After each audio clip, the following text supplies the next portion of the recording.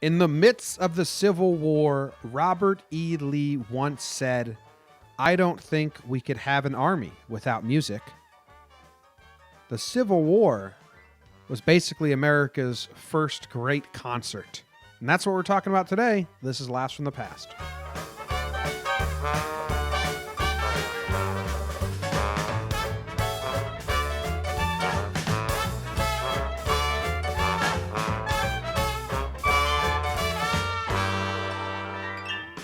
What's up? Welcome to Laughs from the Past. This is episode 4 of season 2, which covers the Civil War. My name's Jimmy, and I have my co-host Jake here. Jake's been learning a lot about the Civil War. Is that my intro? Yeah, you've been learning a lot about the Civil War. Here's Jake. He's been learning a lot about the Civil War. Hello. Ask me a question. Who won? Who won the Civil War? I'm still waiting to find out. You got to get to episode 10 of season 2. Leaning north, but the South sounds strong. South got Robert E. Lee, and we opened up with a quote by him. Bobby Lee. Bobby Lee. That's cool. Bob E. Lee. Bobby Lee. Bob E. Lee. Yeah, it's pretty good. I like that now. I like Robert E. Lee.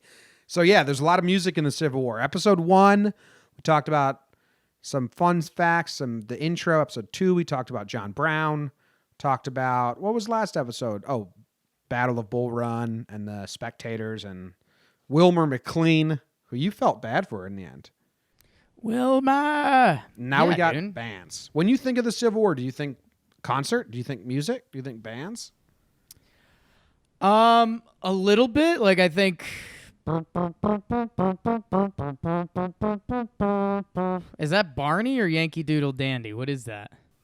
Old I don't know. Yankee Doodle Dandy. Stuck a feather in his head and called it macaroni. That is Yankee Doodle Dandy, which has a really funny history. Do you want to know that before we go into Civil War stuff? Sure. There was a club of people in Britain, and they were like the rich fancy boys that got to travel the world, and they would go to Italy and stuff, and they had eaten macaroni, which was, foreign food and stuff, and they were the fancy rich people and kind of very effeminate. So then they would make fun of them, and they were called the Macaroni Club. That's what they called themselves. And then that became like, oh, you're a macaroni, meaning like, oh, you're a pretty boy. And they would like dress up real nice and stick feathers in their hat and stuff like that. So that was, the British were making fun of Yankees who were trying to be British by dressing up nice and thinking that all they had to do was stick a feather in their cap and say the word macaroni, and that meant they were like a fancy Brit. That's what that song is. It's like mocking the people that want to be pretty boys. It's a good tune. Yeah. Stuck a noodle in his cap, called it macaroni. And here's what I'll say coming into this episode. I think what I'd assume my takeaway would be after this is, wow, we truly underappreciate how dumb people were only, 300 years ago? Yeah. When you're putting as much manpower as you are into humans to make music, when you have people shooting weapons right next to them. It's bizarre, man. So here are some stats. In 1961, the Union Army had a regulation that required every infantry, artillery, and cavalry company to have 2 musicians and there to be a 24-man band for every regiment. So a regiment can be 1,000 to 2,000 soldiers. So for every 2,000 soldiers, if you want to take the max, there was a 24-piece band. This is pretty nuts. Wow. That's like a high school. Yeah. A survey in October of 1861, which is at the beginning of the war, found that 75% of Union regiments had a band. By December of 1861, the Union Army had 28,000 musicians in 618 bands, a ratio of 1 soldier out of every 41 who served in the Army was a musician. So I actually want to pull back a little bit. Okay. Because if you're in a battalion without a music guy, boring. boring. Then you're like Dumb and Dumber, just stuck in the car. Want to hear the most annoying sound in the world? Everyone's And like, dude, just picture the difference. Okay, so say you're battalion, and I'm making up some numbers here, but say you're in a 20-guy battalion. Your mission is to patrol through the woods, and you're looking for something. yeah. You know, classic battalion stuff. I think from military battalions are king. like thousands, but yes, Right, but it's a special mission. You got 20 guys. your unit. Yeah. You're a lookout unit. Okay. You're Nice. making sure nobody crosses a river, and you're in that 20 people, and you're supposed to stay there for like 6 months. Again, not how military works, but stay with me. If one of those 20 guys is a musician, he's winning bro of the night basically every day. Yeah. He's keeping you sane. Yep. If you're in that crew of 20 and you don't have a musician, it's like a guy like you and me singing bad songs, or it's You better not cross that river. There's 20 up over here, and we're gonna stop singing the kill stupid ya. river song. You cross that river, we'll shoot you dead. Yeah, that's what it would be like. So I've gone from being mad about the bands to I'm already coming around like, yo, I need at least a music guy. You need something. Like, it was great for morale. Robert E. Lee said, like I said in the beginning, Robert E. Lee said, I don't think we could have an army without music. Yeah. It was pretty crazy. I have a quote here. There's some fun things we're going to get into. Johnny Shiloh was a famous little drummer boy. Shallow. There was a battle of the bands at one point. But sometimes the bands had to get into the war. You know what the hardest thing was? So the most common instruments were a drummer boy, a bugle player, and I don't know, I'm going to say this wrong, a fife, like a little flute type thing. Yeah. Piccolo. Sidney Fife. So in the end, those were really the main three instruments when they got away from the big piece bands. But like drummer boy, you need a drummer boy. If you're marching into battle and you don't have a drummer boy, you're just not going to fight good. Got to keep the beat. Yes. Let's dive into a first good story I read right here, okay? The Confederate bands, the Confederates didn't have a lot of money. They didn't have a lot of factories where the Industrial Revolution, they didn't have a lot of factories and shit to make things on a mass appeal. So their instruments kind of sucked. A lot of the musicians were German that did this, which is hilarious. Like, yeah, we'll come to your country and we'll like watch the war, but we're not going to fight in it. Not really our thing. We'll help you out with music. German music for military sounds super crazy to me, actually. Yeah, not super into it. Yeah. Most Confederate bands had but 3 or 4 pieces, usually played by Germans. And though they got no such handsome treatment as federal musicians, the Southerners adapted themselves readily. Bandsmen learned to serenade the most prosperous-looking houses in a neighborhood in return for food. The piano player would walk uninvited in the house, play at the instrument until the family gathered, and charm the hosts as his comrades joined in from outside the door until they were fed. Is that not the most wild thing you've heard? The military is outside our house. They've now made their way into our house. A gentleman's playing the piano, and they want food. So, and again, the way that was written, it said until they were charmed. I mean, were there some houses where the guy came in, played one track, everyone clapped, and they were like, oh, here's bread for 20 people. Thank you. We'll be on our way. Were there some houses where they were like, well, I'm not really a Chopin guy. Let's see what else you got, buddy. Play. Meanwhile, there's 20 warriors waiting to be fed. Yeah. Well, I mean, what if like you just come down and you're like, are we being sieged? Have you just taken over my house? Because you're a soldier. What happens if I don't have food for you? I don't know, man. It's like Christmas caroling, but basically the Confederate bands had to go Christmas caroling to get food. And they would have to break in to do it. Yeah. What if a guy comes into your house and you're like, what the fuck are you doing here, soldier? He's like German. He's like, oh, looking for your piano. We don't own a piano. No. Where's your piano? Why do you need... I'm going to play your piano so you give us food and your wife. What? We don't have a piano, but please take my wife. Please take my wife. She sucks. A German, Jacob Gans, was the favorite bugler of the Confederate General Nathan B. Forrest. Nathan B. Forrest, genius in war, went on to start the KKK. That's kind of bad. Tough. He was so often under fire as to qualify as a combatant. On one march to Pulaski, Mississippi, riding close to his commander, Gans got 3 bullet holes in his bugle. It's the worst. If you haven't felt that feeling, you'll never know what it's like. What do you think the sound makes? I think you have to adapt. You probably have to cover it. Otherwise, where the noise should be coming out of, it's coming out of... It's been a hot topic lately. Do I need to explain my trombone background? Explain it. You're very good at it.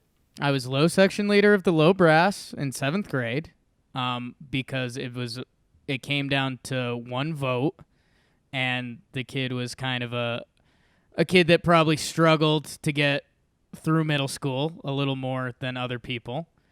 And so he casted his vote for me because I was friendly, but I was like the worst trombone player. But, Jim, so I used to get ripped on because I was bad at playing the trombone because I didn't practice or anything. So one day I practiced something. I was like, I'm going to kill this. I was pissed off at the other low brass players. So I memorize something, practice it, rip it. So I come to class and I'm ripping it. And the band teacher's like, Jake, you don't sound right. You're either not doing it right. And I was like, no, dog, I am. I swear. So he's like, well, have you cleaned your trombone? And I was like, no, I've never cleaned anything ever. I'm a kid. And so the teacher starts cleaning out my trombone. Dead mouse. And so trombone, you know what a trombone is. Yeah. You have to snake it. It's almost like plumbing. Yeah. They have a trombone snake tool. He goes to snake it, and there was a trombone snake stuck in my trombone. So someone did try to clean your trombone. They just failed. They just left it in there. So the band teacher's embarrassed. He's been yelling at a kid that I suck, even though it wasn't my fault for sucking. And so basically and then me and the band teacher basically looked at each other, had a mental handshake the most an adult and a 12-year-old kid could have, moved along, and I was like, I'm done with this. This is dumb. Yeah. So I'm a little bit of a musical expert. When I was in 5th grade, I joined a brand new school, and they had already done their concert, but I was new to school in the middle of the year, so they needed to put me in. So they just made me play the chimes. Triangle? Nice, yeah. Triangle, yeah. So I just stood there and ding. It's not bad. Ding. Sometimes I can make it break a song. But now I'm trying to figure out the dynamic of that. What was the instrument that got shot 3 times? The bugle? Yeah. Yeah, so I bet our friend had some fun with that. You could try different pressure on the different holes, and see what different noises come out. For anyone that can't picture a bugle, just imagine in a military movie when they do taps to open the day, or at a camp, or at a horse race. Taps actually was the most famous song that came from the Civil War, and now it's like a government song, like a military song. I think when the first bullet hit the bugle player's reaction right away has to be to try and play his bugle. Like, oh shit, did you just ruin my bugle? So as he's blowing into it, I picture the second and third bullets then hitting as he's trying to play, which may have made for a magnificent sound. And we may never be able to hear a bugle being played while getting shot again. And that's a little sad. It's a little sad. Yeah. Okay. Here's a good story. You want to go Battle of the Bands or Johnny Shiloh first? Let's do Johnny Shiloh. Johnny Shiloh's quick. His name was John Clem, and he joined the Army at age 10. If you search Johnny Shiloh or John Clem, or age 11.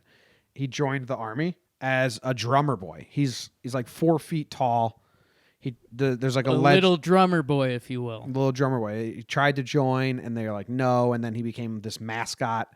He was an orphan, they say, and he ran away. He stayed in the military forever, and he died in 1922 or something like that. But he was in the military until 1915. He was the youngest person to join the Civil War, and the last person in the military that was part of the Civil War by the time he retired. But if you look up pictures, he's like a kid, dude. He's 10 years old. But dude, I just think about a sporting team you've been on. When you have that one little brother that's at like every practice and stuff, you kind of rally around that dude. Oh yeah, for sure. I was that person. From my dad coached basketball. He coached like 5th and 6th grade basketball when I was 4, 5, 6 years old. And I was at every practice. They played at Madison Square Garden, and I got to play one thing. I made a layup, and I was like the little mascot. But eventually I grew out of it. Thank God. This kid did it. Just stayed in the army. Oh, he got rejected from West Point, which I thought was hilarious. Wow. Oh, no. I fought in the Civil War. So just allow me into your war school. Already did this for a while. I should be teaching there. Yeah.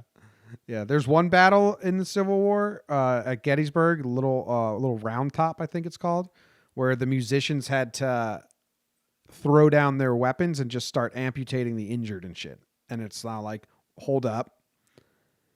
I signed up as an artist so I could, share myself creatively with the masses. And now you have me sawing off limbs. That's a big look in the mirror, what's going on moment. What happened? What happened to me? Sawing off a guy's limb, and he's like, Jimmy, can you play me that song I love? Like, well, hold up. Let me cut your leg off first. Yeah. Okay. Let me finish the amputation. Use my foot as your drumstick. Oh, dude. You didn't like that? No. You didn't like the foot drumstick thing? No.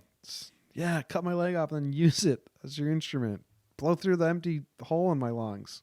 Come on, man. All right, Battle of the Bands is cool. There is, during the winter of 1862 and 1863, Union and Confederate armies were camped near each other at Fredericksburg, Virginia, separated only by the expanse of the Rappahannock River. Rappahannock? I don't know, river. Sure. One cold afternoon, a band in the Union camp struck up some patriotic tunes to cheer the men up.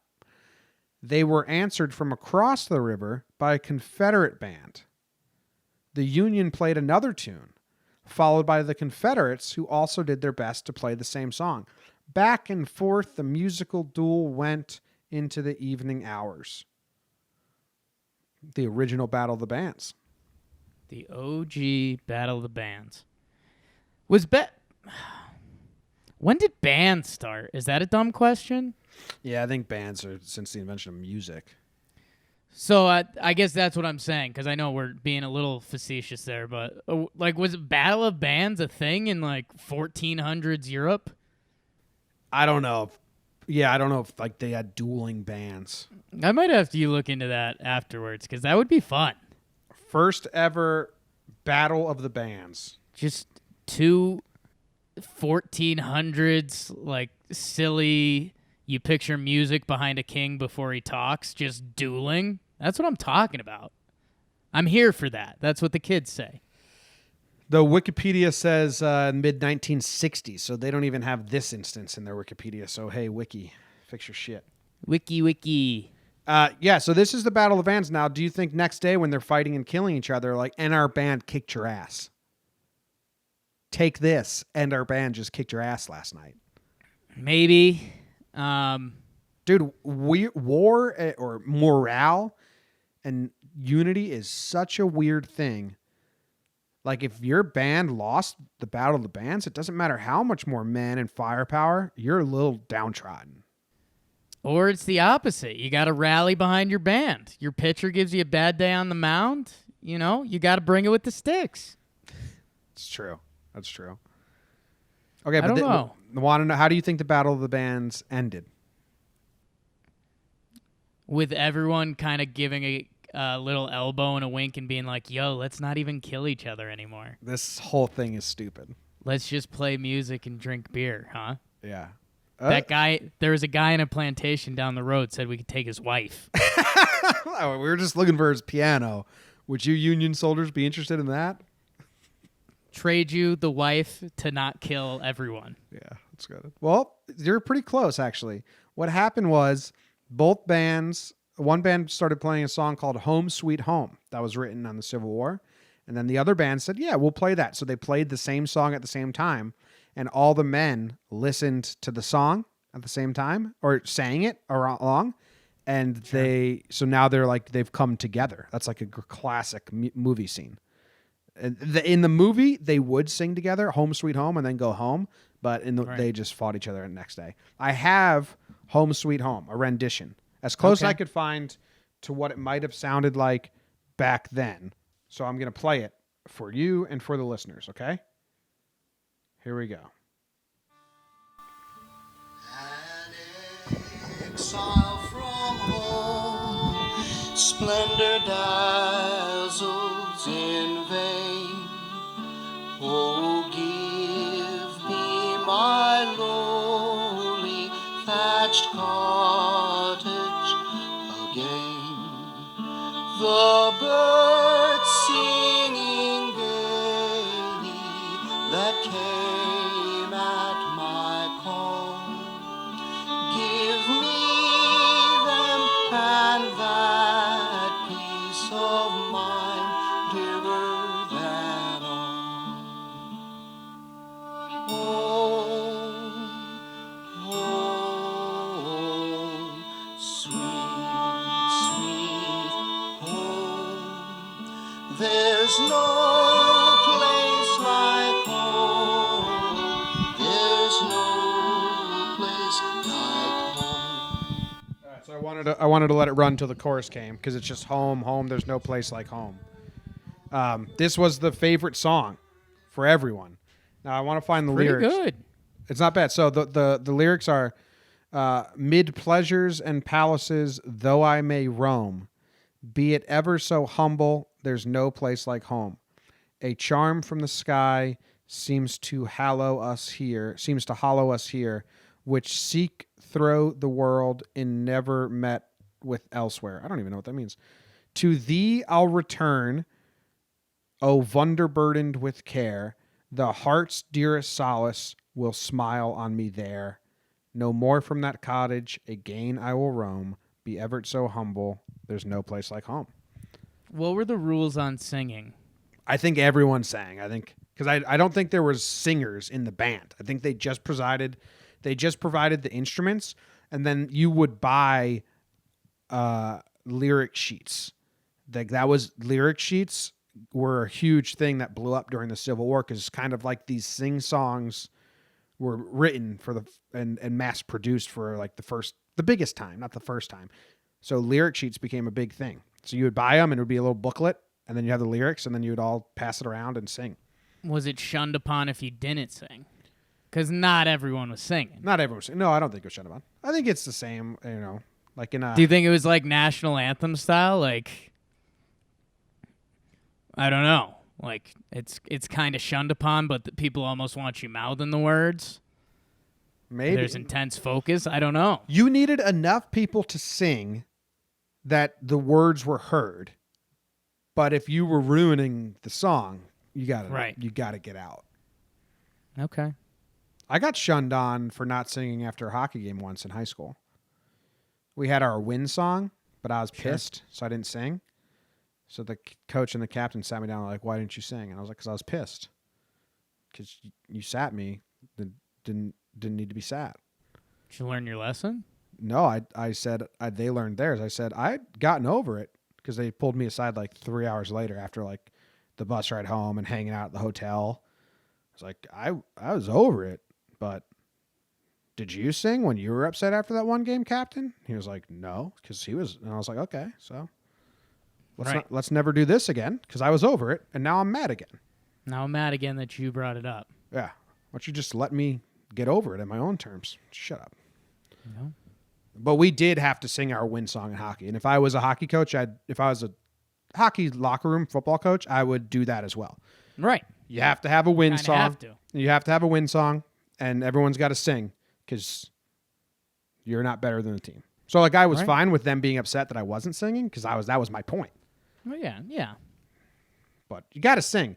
That song, Home Sweet Home, was later banned by the union Wow. because it made them so downtrodden and sad and homesick. They're like, yo, that song that makes you not want to fight in the war anymore and go home to your loved ones, it's out. Rip that page out your lyric book right now. Stuff being banned is pretty funny. Yeah. Banning a song. That's how Elton John's album became number one. That's probably how this song became number one. Wow. There you go. Yeah. Little Elton John shout out.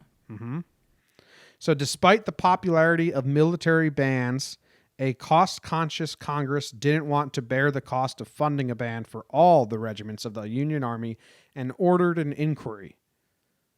They're like, how much are we spending on these bands? Yeah. Because we thought this was going to be a 6-month war, 90 days. And now we're like, we're dug in. Seems that there's a lot of money going to musicians. The band budget has exceeded what we thought. Yeah. So Secretary of War Simon Camara reported the average cost of maintaining artillery or cavalry band was $9,161.30. The cost of maintaining the larger infantry band was $13,139. It was also reported 26 of 30 regular Army regiments had 213 of 465 and Army regiments and 213 of 465 volunteer regiments had bands. To that point, the War Department had spent $4 million on bands with 618 bands in service. So later on, they cut the bands. Oops, accounting error. You get carried away with the music sometimes. We all have. We all have. So they were like, well, scratch that. So the band's whittled down to just a drummer, fife, piccolo, whatever that instrument is, and a bugle. Those are like the 3-piece bands. If you're a drummer, you're set. The bugle player had to learn all the military calls. Like, you know what I mean? Like it was like lunch call, wake up call, Right. time to march call. Like he was given orders with his bugle. Like the bugle players had to be such dicks because they thought they held authority, Yeah, I'm picturing like meathead locker room stuff. Like you have a bad day and someone just fucking snaps the bugle. And at first I was picturing everyone looking around and being angry, like, come on, dude, I knew we just had a bad day, but don't snap the bugle. And then I was picturing the snobby bugle guy and everyone being like, thank God. Yeah. Screw that bugle guy. If you're the guy that makes the sound that allows the whole place to eat, you're cool. Like the beer delivery guy is always beloved. But Right. but the guy who ordered the beer and paid for it, he kind of doesn't get any love. No. So the bugle player, yeah, there are a lot of bugle players a little in too deep with themselves, I think. Like, yeah, Amen. you got to listen to me. I'm in charge here. No? No. You just no. blow. Oh, I just broke your instrument. Now what are you adding to the team? Then he Because pulls we're it, at war. pulls a Jake Storielli and does it with his mouth. Yeah. Oh, look at me. I'm the bugle player. I know there's rules against killing the band, but it just seems like, all right, this army's marching toward us and the drummer's fucking crushing it right now. Just like drumline banging away, like they're walking in rhythm. Boom, boom, boom, boom, boom, boom, boom, boom, boom, boom, boom. Also, like, accuracy of weapons weren't great. Yeah, but Like, you could spin that off. you kill that fucking drummer, and then the whole like march kind of gets out of order. Like, oh shit, we lost People were taking drummer shots. You think Let's so? be honest. They were shooting at that bugle. Absolutely. Maybe that bugle shot was friendly fire because that bugle player sucked. It's a dick. Wow, think about that. If you were bad, you got a lot of armed men like, yo, we don't want to listen to you anymore. You better practice. Yeah, I think that was something kind of underrated, that process for me. If you had a badass drummer, you rolled in hot. If your bugle player had like breathing issues and it was like like you're as coming into war, you're just like, you know what? Maybe they should win. I just had a really sad mental image in my head, and I don't know if I should share it or not, but I'm mad that it popped into my head. You're talking about like a bugle player being out of air and blowing half-heartedly. Like, what if, like, you know, bugle player takes a bullet or a drummer takes a bullet, laying there on the ground like dying, but like playing as he was slowly dying? Still trying, yeah. If you have a comedy movie that's strict comedy where you can laugh at that stuff, like you could make a funny scene out of like a drummer just like you thinking he's dead and then he just like boop boop boop. Michael Cera drummer. Yeah, just like tap tap tap. Like, okay, good luck the rest of the war. Like, okay, he's gone. A little tap on the drum, still here. Yeah, things go one of two ways if you're a musician does. It's just like the we talked about the manager or the little kid on your sporting team. Like if that little kid's a dick during a lot of the practices and then he gets hit with a soccer ball, you're kind of like excited. If like that's your guy and the other team's like, get out of here, you little midget, and you're like, okay, we're gonna fuck you up. Do you remember that viral video of the little kid getting his head rocked by a basketball? It was like it was like an E-Bombs World viral video, like way back from the way back. Vaguely. It's like a full court baseball pass, and this kid's running the baseline to go get like the snack bar and just like popped right in the head. That's what you just reminded me of. All right, I have one more little tidbit here, and then we're going to play a song to end a note. All right, here we go. Sure. Music was often a peacemaker of sorts. In the fighting before the fall of Atlanta, the brass band of Major Arthur Schoeff's Battalion of Georgia Sharpshooters. It's a good band name. Major Arthur Schoeff's and the Georgia Sharpshooters. It's a great band. It's a good band name. Good military band name. Yeah. They gave... okay, hold on. Gave to the cause their expert cornetist. I don't even know what a cornet is or cornetist. Do you? Instrument. Oh, yeah. Okay. Each evening after supper, the musician came to the front lines and played for Confederates along the entrenchments. When firing was heavy, he failed to appear. Across the lines, Union pickets would shout, "Hey, Johnny, we want that cornet player." He would play, but he's afraid you'll spoil his horn. "We'll hold fire." "All right, Yanks." The cornetist would then mount the works and play solos from operas and sing tunes like "Come Where My Love Lies Dreaming" and "I Dreamt I Dwelt in Marble Hills" in a fine tenor. Colonel James Cooper Nisbet, who was on hand, never forgot the scene. How the Yanks would applaud. They had a good cornet player who would alternate with our man. The concert over, firing would be resumed. Like, is that a movie scene? Do you believe this? Like half. Again, I think something that's been a recurring thing throughout the Civil War has been like, yes, we're in war and we're fighting these guys, but there's not like a pure hatred. It's not country against country. You can't rally up and be like, hey, we're going to kill those French or we're going to kill the Brits or whatever it is. You speak the same language. You speak the same linguity and you're doing these, sometimes there's pre-meetings and stuff, and it's almost like they're doing everything to not have war, but they're still very much having a war. But like, yes, and I think that would be an insane movie scene, like 5 minutes, intense war battle scene. You're reloading guns. The guy next to you is dying, and then there's a pause, and they say, "Hey, let's hear your guy play the cornet because he's really good at it." And then there's like a 5-minute break of someone playing a beautiful cornet. There's like an exhale, some clapping, and then they go back to killing each other. I don't believe it. Like, that's a history book with sources and everything. And I still don't believe that among cannon fire and rifle fire, they were able to communicate, "Hey, where's your cornet player? He was playing earlier, wasn't he? Bam, bam, bam, bam. Yeah, he's scared you're going to fire at him." we'll bam, bam, bam. We'll stop firing. Bam, bam, bam. Okay. And then like he plays. All right, good song. Now we're going to fight again. Bam. It sounds like a paintball war in the woods. And then one dude gets a phone call. He's like, hold on. My mom's calling. All right, I'll be home by 5. Okay, game back on. Like, I just don't believe that happened. Right. It's awesome if it did. How do you think? My favorite part of that story is the Union soldiers just saying, "Where's that cornet player, Johnny?" Because Johnny Reb was the nickname for Confederate. Like, just having one name for all the enemy. Like in Vietnam, it was Charlie. Yeah. Where's Charlie at? Shut up, Johnny.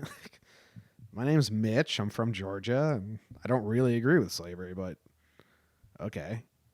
I'm Johnny Reb to you. Johnny Red. I'm going to give you some songs here, and we're going to, whatever one you choose by name, we're going to play as the outro. They're all pretty slow, which is kind of odd because you think of war music and you think it's like getting you all pumped up and stuff, you know, like a big beat. But like we heard with the Home Sweet Home song, they're kind of, you know, like slow folk songs. Sure. All right, here we go. I'm going to give you 4. Old Joe, Gumtree Canoe, Old Dog Tray, or Dissolution Wagon. I like the Gumtree one. That sounds like my speed. Gumtree Canoe? That sounds like they just picked 3 words and rolled with it. I'm guessing that they made a canoe out of a gum tree. Does that make it less cool for you? No. I mean, you're guessing. I'm Are guessing. there gum trees in the U.S.? I don't know. I think we had a gum tree. I thought it was an Australia thing. Yeah, I think one day my dad brought home our first year in Australia. My mom really wanted a Christmas tree, and my dad was like, "They're impossible to find." Right. But my mom's like, we moved to a new country. I don't know anyone. I'm gonna give Christopher, we moved to a new country. I'm You're gonna- getting me a Christmas tree. these kids need to celebrate Christmas the same way. It can't be different. It's the middle of summer. I need a tree. And she was like against fake ones. So my dad came home with this gum tree, and Sure. it was just like my mom didn't even let him bring it in the house. Love That's that. not coming in the house. He probably spent 4 hours making phone calls in 1998, like trying to track down, I need a tree for my wife. And he comes home like, this is the best I could find, Sue. That's not coming in the house. And it never did. And it shouldn't have. She was right. It was a terrible tree. Kookaburra sits in the old gum tree, eating all the berries he can see. That would have been a good war song. I don't think there's gum trees in the U.S., so I'm still 3 random words. Okay, well, here it is. We will play Gum Tree Canoe. And this was Laughs from the Past, Season 2, Episode 4, Music in the Civil War. Thank you very much for listening. Rate, subscribe, review, and tell your friends. And at the end, remember, we're going to do a big Q&A question episode, or little tidbits we left out, or tidbits you think we left out that we should share. So send those in to talkingyanks@gmail.com. That's what we'll use. Here's Gum Tree Canoe.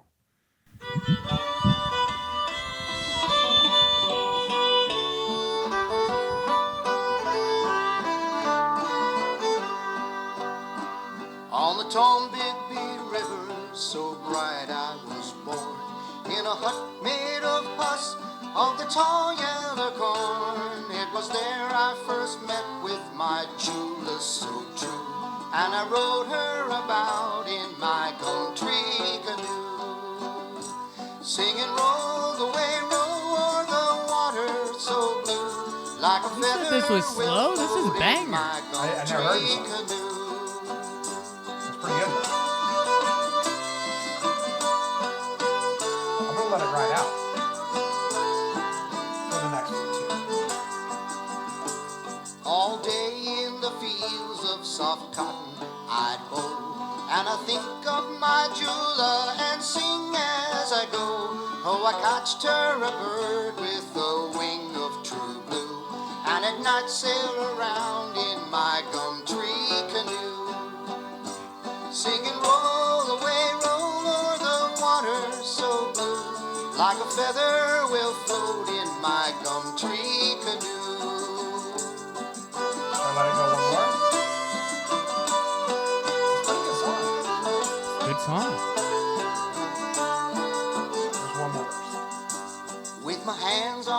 the banjo and my toe on the oar. I would sing to the sound of the river's soft roar, while the stars they look down at my Jula so true, and dance in her eye in my gumtree canoe. Singing roll away, roll the water so blue, like a feather will float in my gumtree